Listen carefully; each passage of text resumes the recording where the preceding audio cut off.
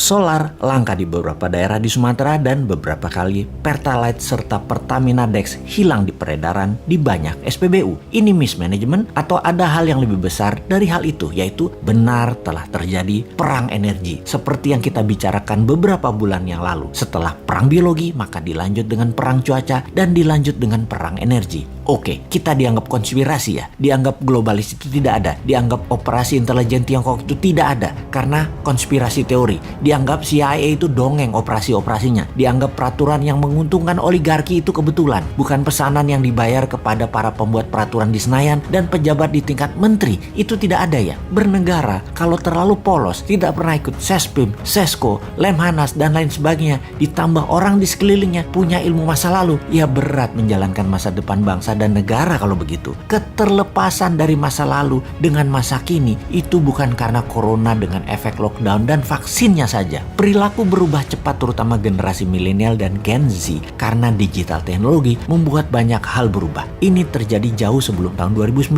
bahkan gejalanya telah memukul banyak sendi kehidupan. Matinya koran, turunnya viewer golf, meningkatnya penggunaan sabun cair, matinya mobil sedan, pemimpin banyak negara menjadi lebih muda dan wanita. Itu semua serba baru. Terlihat saat ini Indonesia masih belum ngeh juga. Pemimpinnya dan rakyatnya, baik incumbent maupun oposisi, tidak ngeh. Sedikit sekali yang memahami hal ini, dan kebanyakan yang memahami yang sadar adalah mereka bukan makhluk politik, bahkan apolitik, anti politik. Kembali ke bidang ekonomi di mana kita tidak berpolitik, kita bisnis as usual aja. Toh salah satu sendi bernegara sejajar dengan politik namanya ekonomi. Dalam 20 tahun ini memang otak banyak orang terlalu politik. Dikedepankannya hanya jabatan, jabatan dan jabatan, bukan kebijakan dan kemanfaatan jabatan untuk rakyat yang semuanya dilindungi dengan pasukan propaganda dan media buzzer. Ekonomi yang mau kita diskusikan adalah kita sudah masuk perang energi, dan dalam perang ada yang namanya economic at war, sebuah mood perang berdasar pemahaman ekonomi. Perang Amerika Tiongkok naik ke level yang lebih tinggi, naik ke level berikutnya. Diawali di tahun 2017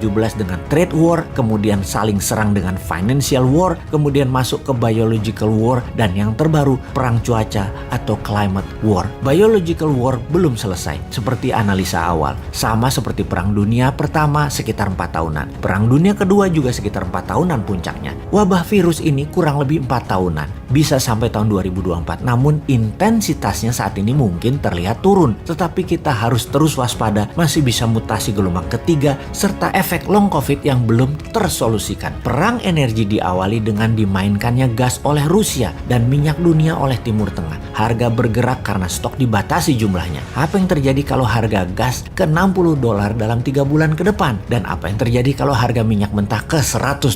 Efek pertama adalah harga komoditas seperti nikel dan lain sejenisnya akan turun karena naiknya biaya produksi. Saat ini Tiongkok energinya terbatas. 90% energi dalam negeri di Tiongkok adalah impor. Efek Indonesia makin parah karena 85% impor bahan baku produksinya dari kakak tertua, dari Tiongkok saat ini. Saat ini negara yang tidak punya sumber alam energi ketar-ketir seperti Tiongkok karena memang ditarget. Sahabat yang tidak percaya informasi ini, anggap kesimpulan kali ini hanya konspirasi teori. Begini kesimpulannya, karena Indonesia mati hidupnya adalah dengan Tiongkok, bahkan kayak provinsi dengan mata uangnya yuan dalam dagangnya, sementara mana mau Timur Tengah dibayar pakai yuan, dolar Indonesia terbatas stoknya, hutang IMF dolar belum turun juga, Indonesia miring ke Tiongkok jelas-jelas membuat bernegara anti Barat, sementara Barat adalah penguasa energi. Maka sangat bisa terjadi kelangkaan sumber energi minyak dan gas akan terjadi di Indonesia karena kesalahan kebijakan luar negeri dan kebijakan tidak membela rakyat mulai terasa pengaruhnya, yaitu rakyat di piramida tengah dan bawah sangat lapar. Mau solusi? Sini sama New Mind.